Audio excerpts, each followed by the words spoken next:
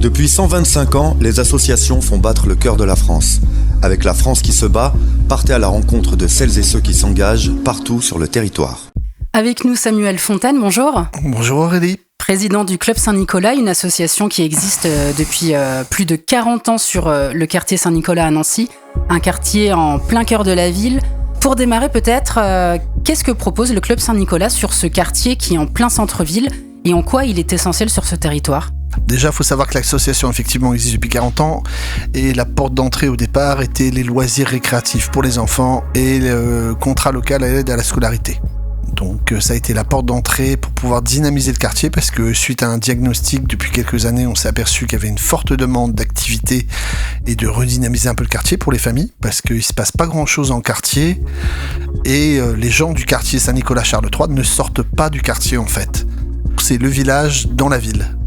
Donc du coup, il fallait amener de l'activité. Donc là, le Club Saint-Nicolas, depuis qu'il est devenu espace de vie sociale, c'est axé sur le développement des actions sur la parentalité, les actions sur le loisir culturel, le sportif et tout ce qu'on veut autour des enfants. Toujours le classe dispositif avec les écoles et la CAF qu'on met en place. Et on dynamise aussi par différents ateliers de quartier. Alors, il y a les fêtes à Charles III, la brocante, les repas de convivialité avec les voisins, les usagers du club. Enfin, on essaye vraiment d'amener de la vie dans ce quartier et de permettre à tout le monde d'avoir des loisirs, on va dire, de lien social à côté de chez eux. Et concrètement, qu'est-ce qui a changé sur le quartier sur ces dernières années ? Il y a une nouvelle dynamique quand même. Avant, on était vraiment là pour certaines familles, le soutien à la scolarité et permettre aux gamins de faire leurs devoirs. Maintenant, on est vraiment reconnu avec des chantiers jeunes qu'on met en place, des ateliers, comme la dernière fois, on a mis un chantier culture urbaine, on a fait hip-hop, graphe et tout ça. Donc il y a vraiment une dynamique qui se met en place. On est quand même identifié et identifiable, plus qu'avant. Et concrètement, le retour des familles ?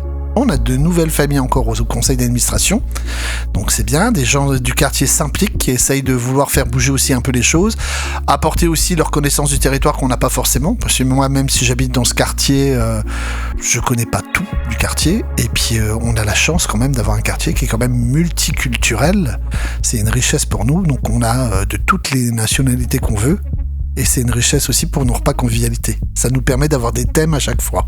Alors, on voit que ça apporte, une telle association, ça apporte beaucoup aux habitants, aux habitantes. Mais qu'est-ce que ça vous apporte à vous, le fait de s'engager ? Alors, moi, qu'est-ce que ça m'apporte ? Alors, déjà, j'ai été élevé comme ça. Mes parents ont toujours été dans l'engagement. Je n'ai connu que ça. Le bénévolat, en plus de son métier, donner de son temps aux autres. Donc, c'est un moment aussi de partage. Et le fait de partager et découvrir, ça apporte aussi beaucoup à soi. Parce que moi, ce qu'on appelle les mamans au club nous apportent leurs connaissances, leurs origines, les échanges culturels. C'est enrichissant, ça permet de découvrir d'autres choses où on n'a pas forcément connaissance. Et puis, c'est quand même gratifiant de se dire que le peu de choses qu'on fait peut apporter du soutien et du bonheur à un public. Qu'est-ce que vous diriez à des personnes qui hésiteraient encore à s'engager ? Faut pas hésiter, engagez-vous. Engagez-vous. Le peu qu'on donne de soi rapporte plus. Ça rapporte plus qu'on en donne. La satisfaction, et puis ça permet de créer une nouvelle connaissance et d'avoir de nouveaux liens, d'avoir d'autres gens dans son circuit, en fait, de connaître d'autres personnes que son cercle d'amis, famille et peut-être relationnel autour. Merci beaucoup Samuel. Merci Aurélie, merci Fadjet. Samuel Fontaine, président du Club Saint-Nicolas sur le quartier Saint-Nicolas à Nancy.